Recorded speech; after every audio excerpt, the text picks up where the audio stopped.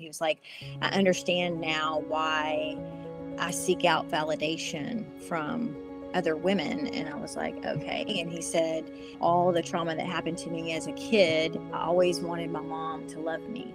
And I'm still, in some ways, that little boy that is seeking out the affirmation from my mom that I will probably never get. And he said, and so as soon as I get the affirmation from that person, then it's no longer good enough. He's like, I work really hard to get the affirmation, and then it's not good enough to have to go to the next person.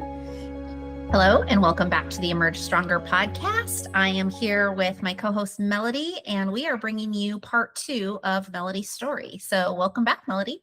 Thank you. All right, we're going to just dive right in. And we left off where Melody was sharing about how she discovered her husband's affair and just those first several years of getting through that, just learning what limerence was about and just learning how to navigate this sudden shock of what her husband had done. And so now we're going to jump into kind of the middle towards the part of reconciliation. And so we are excited to hear about that. So Melody, I'm going to start off with my first question for you is walk us through what that looked like once David started pulling away from the affair partner and coming back towards you. So she actually ended the relationship with him. And he did go through quite the time period of mourning over that situation. And that was rough to see because he definitely was not good to himself in those years and was drinking heavily and stuff like that. So it was very difficult to watch, but I couldn't do anything about it. Those were his choices and all of that. And he did have some shorter relationships with some other women, but they never seemed to stick. They always ended up falling apart.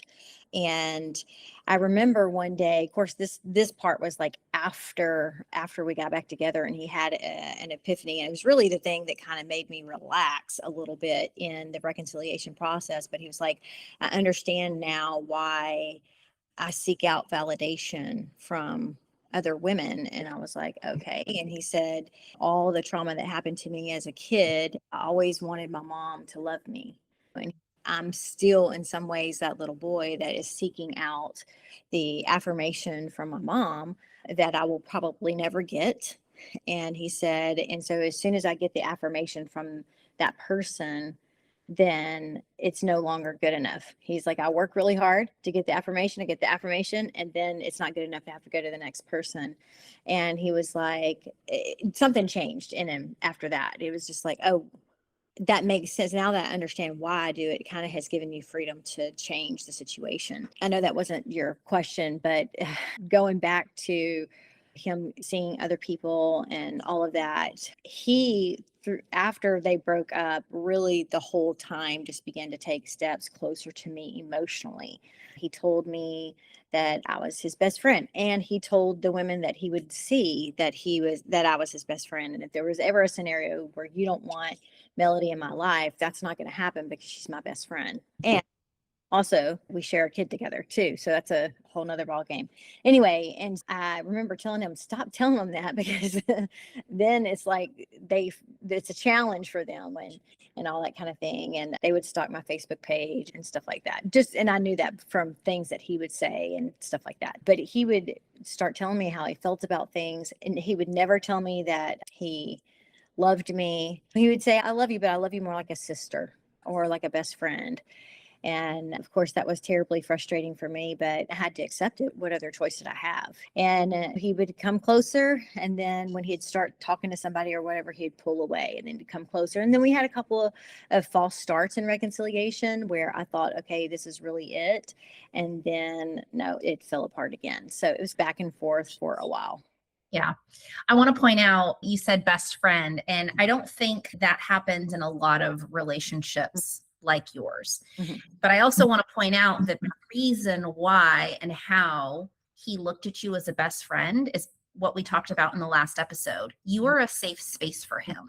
And so I guess can you share a little bit more of how that happened for him, for you to be his best friend? Yeah. Basically, we talk a lot about bricks on a wall. And whenever we first meet somebody, we have these bricks to protect us emotionally and all that kind of thing. And then as time goes on, you begin to share bricks about yourself with somebody else. So you start out with facts and then you move into the secrets about yourself, or failures, mistakes, or successes, or hopes and dreams. You start sharing that kind of stuff. And that's how you begin to build this emotional connection. And everybody everywhere wants to be accepted for how they think, feel, believe, and act. Now, his behavior at that time was, I can't say unacceptable because I couldn't do anything about it. I just had to accept that's where he was. But I did not approve of his behavior. And he knew that, but I didn't throw that in his face all the time. I wasn't constantly saying, you're doing this and you're doing that. Now, in the beginning, I definitely did that.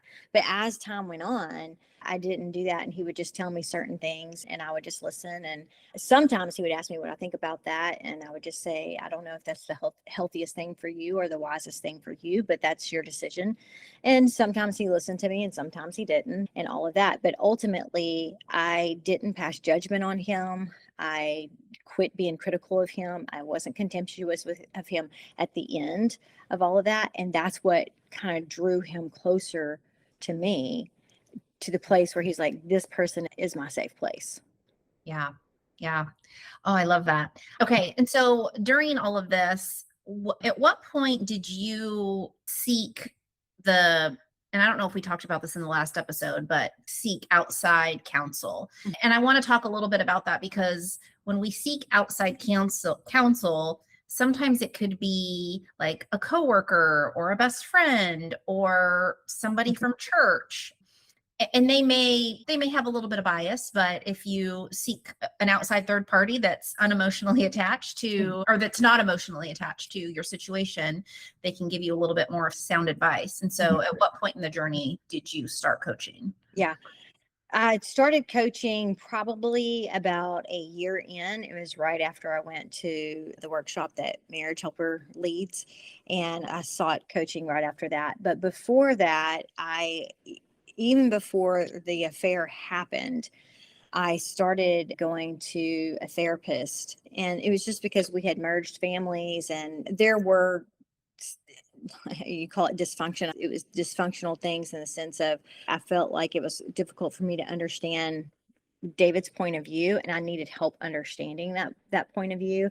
I think back then, culturally, because he's from Honduras and I'm an American, and that was soon after he came to this country. So he was still freshly, still Honduran. There, he had a mindset of how family and all that should be. And then I had my mindset too. And so that was a little bit difficult in the early days to mesh. Now we don't have those issues. I think we both have adapted to each other, and he knows my expectations and I know his. And so we just move forward because we have agreed, we have negotiated those expectations. But was already in therapy. And I did tell my therapist about the affair and all of that. And she was a good resource for a little while. And then at one point she said, have you ever thought if David was a narcissist? And that I was like, oh, because I didn't think he was a narcissist. I know a lot of people throw that around. Oh, he's being selfish. Oh, he's making it. But when people are in pain, when I'm in pain, I make it about myself. That's just how it is. So all of us on some level are a bit of narcissistic. We just are. And I never felt like David was purposefully using me or gaslighting me, or I don't think he was doing anything like that. I didn't feel like he was manipulative. I think we all are sometimes a little bit manipulative, but he wasn't overly manipulative or anything like that. And so I was like, maybe I shouldn't talk about my marriage with her. I'll just talk about just my own struggles from the past and like kind of thing. So I kind of shifted. But I also had two really good friends that had gone through what I had went through, and both of them had reconciled. And so and of course they were both Christians. And so I really heavily leaned into them and they helped me as well. And I think it's important that your circle is very small. And when your family or your friends tell you, oh, you should get divorced and all that, the thing is they don't have to live with the consequences of that decision. You do. And you will not file until you get ready, good and ready to do it. And if you do file because this person thinks you should and that person thinks you should, you need to rethink that, because those friends and family are not, or therapist or whatever, they don't have to live. In my case, it was a pastor. They don't have to live with the consequences of that decision. You do. And I think that part too, like leaning into the pastor part, after 3 months, my pastor told me just to divorce him. And that devastated me. I was like heartbroken, because I was just like, wait, what? I don't understand. Why would you tell me to divorce him? But at that point in time, I really knew that I had to really get along with the Holy Spirit and allow the Holy Spirit to lead me in that. And they mean well. All of them meant well. Even my pastor meant well. They just don't want to see you hurt. And so they think just divorce. But the thing is that when you look at people that divorce, they're typically not happier post divorce. Now, if there's a lot of abuse or something like that, I understand that. But most of the time, when you look at the studies post divorce, people are not happy. In fact, I heard a study today that said 2/3 of people that say that they're unhappy in their marriage, they studied they studied marriages, and 2/3 of the people that said that they were unhappy in their marriage ended up 5 years later saying that their marriage was the happiest marriage, and that they were thriving in their marriage 5 years later. And I really began to contemplate, what is that? If people humble themselves and quit carrying around their pride, and if they start recognizing that there are things that they need to change too, and maturity, because every year that goes by, most people get more mature. The things that you cared about in the beginning, you don't care about in the end. The things that I would get irritated with David about when we first got together all those years ago, I don't care about those anymore, because that just, I've talked about it in workshops. He's loud in the mornings. I'm not loud. I'm like very quiet. I don't want any noise and all. And those are things that people fight about all the time. Why do you have to be so loud and all that? And it's like, at the end of the day, you just adapt and change. So I get up before everybody so I can have my quiet time. But if you just hang in there for a while, you have a chance that just a few years down the road, you'll be happy again, because you go through ebbs and flows in your relationship. I was talking to my oldest daughter earlier today. I was like, I love my husband so much. Sometimes I want to pinch his head off, but I also love him too at the same time. And she's like, I know what you mean, Mom. I feel the same way about my husband. And you just have good times and bad times. But if you just stick it out, you will. Can you imagine us throwing in the towel every single time something didn't go our way, or if we were upset with somebody, we wouldn't have anybody in our lives at all. Yeah. Yeah. I almost feel like maybe we need to do an episode on kind of consequences of your actions and what that really looks like, because, and I'll just pause for just a second and we'll get back to your story. But I even look at my situation, and when I wanted out of my marriage, I was not thinking of all of the suffering that comes with leaving and divorcing and just all of the things. I was just like, grass is greener on the other side. I'm going to be independent. This is going to be great. But I think that people just don't think about those things. And you're absolutely right. Your therapist, your coach, your brother, sister, they do not, your parents, pastor, they do not have to live with that. You do. And that's why sometimes you do still have to be careful. Even if you talk to other women that have been divorced, their stories are completely different than yours. And so you do have to be really careful and keep, like you said, keep your circle super tight. A long time ago, I can't even remember who said this, and I wish I could remember, because I should give them credit for it. But they said, people will think that the grass is greener on the other side, but what they don't realize is that on the other side, there's shit, and that's why it's greener. Anyway, I know this is a Christian podcast, but it was hilarious when I heard it, and I was like, oh, that's something to bear in mind there. But I want to speak to what you said in terms of, especially with women. I have been a single mom and I have been married, and it was rough in every aspect when I was a single mom. Now, my first husband had drug issues, and and of course there was multiple affairs and stuff like that. And some people have asked me, why didn't you stand for that marriage? I was much younger and I hadn't dealt with my pain either. So there was a lot of factors in that too. But there was drug abuse, and anyway, it was a difficult situation. Anyway, but I was a single mom for 10 years before I ever got remarried again, and it was hard. Of course, it was hard financially, but I even had a great job. I had a really good job, and it was financially difficult, but it was also emotionally difficult because you were trying to be the father and the mother in a sense. And at that time, my dad was still alive, but he died when my oldest son, I think, was 13. And so, Mhm. right at the time where he needed a strong male figure in his life, and so that was a difficult time period. And I think a lot of times is that we're sitting in whatever situation is unhappy, and there might be legitimate things in the marriage that you're unhappy about. So I'm not just saying pretend like there's nothing there, but you have to put into perspective that it is very difficult in every area of your life when you decide to leave this relationship, not only for you but also for your children. Your children, my older two children, did not have their dad in their life for their entire life, and Mhm. so they had no kind of father figure. Like I said in the last, we were at church all the time. I pray that they have a good healthy image of what a father should be and what God is to them, but it is very hard. And I think sometimes if you'll just stick it out, in 5 years, it might be different. At least that's what the studies say. Yeah. 5 years typically. And I understand I stood for 6 years and we went through our difficult time in that 6 years. And I was like, oh, that makes sense. Sometimes you just have to stick it out. Yeah. So let's go through David finally coming home and I guess what that looked like for the first 6 months to a year. And I imagine, I don't imagine, I know that a lot of trust has to get rebuilt. And I can see my own situation in this where you think you know somebody, but you know of them. You really don't know them. And it's like relearning them all over again because you've changed, he's changed. So, talk to us a little bit about that.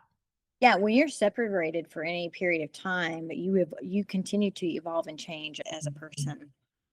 And for me, I was very tired and all that, but because it was the first big step that he had taken back towards the family, I thought maybe I'll delay and because I had told him I was going to file for divorce after 6 years. So, anyway, it was challenging in many ways because he told me when he came home that he was not interested in reconciliation. And so it was like I was trying to live by this boundary that was there and try to keep things into perspective. But then, about 5 months into him being home, he came home for the kids, by the way, just in case anybody was wondering, why did he come home if he didn't want to be with you? He came home for the kids. But he really didn't have any intention of reconciling with me. He was going to live, and we live on 2 acres, and he was just going to buy a camper, and he did buy a camper, but he was going to put it in the backyard and live there and have his own life, and I was going to have my own life, but he was going to be closer to the kids because he really did miss out on a lot of time with the kids, and he regretted that. And but after about 5 months, he really started surprising me. He would want me to sit next to him on the couch. He would hold my hand or put his arm around me or whatever, which I was like so confused as, what does this mean? Does this mean reconciliation? But at 5 months, one day we were watching this show and somebody was renewing their vows on TV, and he was like, we should really do that. And I almost fell off the couch because I was just like, what? And I just played it off and I was like, yeah, we should. I didn't say anything else because I was like, tomorrow he might feel completely differently. So it was still, even early on, a lot of back and forth. And he was really kind of playing catch up emotionally. He was dealing with a lot of regret and shame and all those things that because of all the things that he did, mainly to the kids, but some to me. But eventually it did then turn to me, and he would share things with me.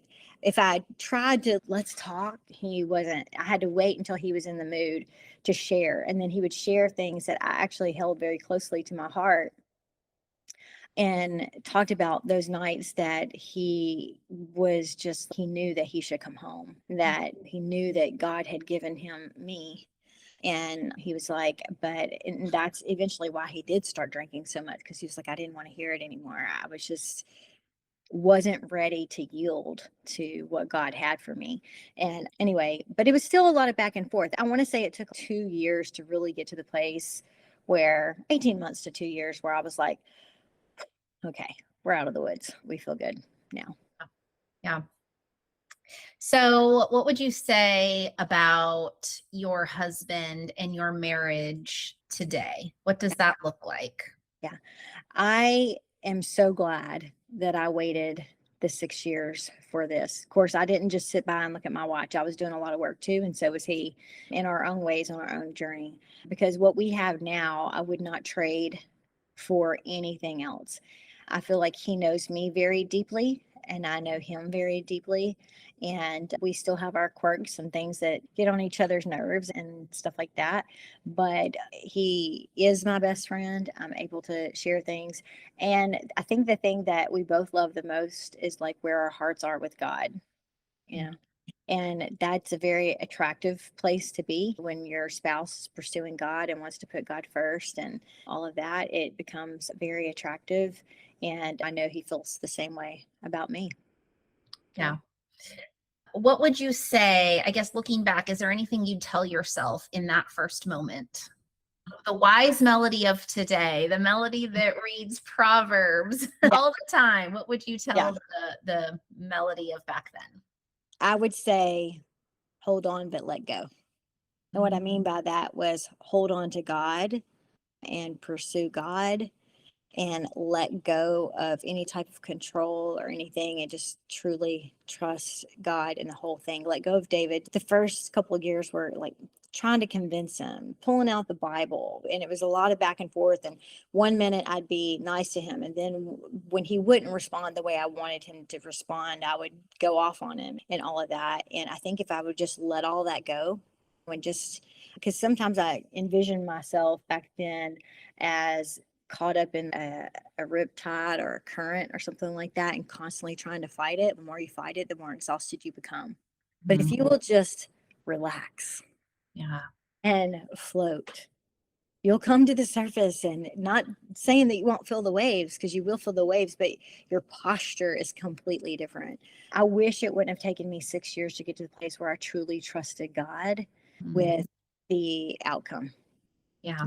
I wish I wouldn't have done that. But there was something that I needed to learn. And what God can't teach you in instruction, he will teach you an experience. And I needed a heck of an experience to get to the place where I truly trusted God. So I'd say, hold on, but let go. Yeah. Yeah. That's so good. You and David have a remarkable story. And as you were sharing, I was like, I want to interview David. Oh, yes. Yes. And he will do it. He will do it. I think that it would be amazing just to hear his perspective and his story and hey, at the same time, you can interview Jason. Yeah. That would so we'll get all the stories out there. I think those would be really incredible to share. The two that wanted out get to talk, and the two that wanted to stay in get to Exactly. talk. Exactly. Okay. Thank you so much for sharing your story with us. And if you guys would like to reach out to Melody, you can find us at itsnotover.net. Or if you want to email her directly, you can go to info@itsnotover.net. And we're just so grateful that you've taken the time to listen to this story today. And thank you for Yeah, being and here. I want to say a couple of things before we actually go. I want to say that the story that I told last week and this week, those are just brief snippets into the full story. If you want to know the full story, we have a workshop coming up Yes. in October where you will hear a whole lot more of the story. And we also do coaching, and sometimes I share some of the story with my clients through coaching calls. Yeah, come check us out. Yes, let's throw the dates out there. The workshop is, I believe, October 9th and 10th. It's going to be an online workshop. You can go to itsnotover.net/INO-workshop and find out more information about that there. I had to close my eyes because I'm like trying to think, where did I put that? But I'll put it on the homepage of the website. So Sounds good. all right. All right. Well, thank Thank you. you.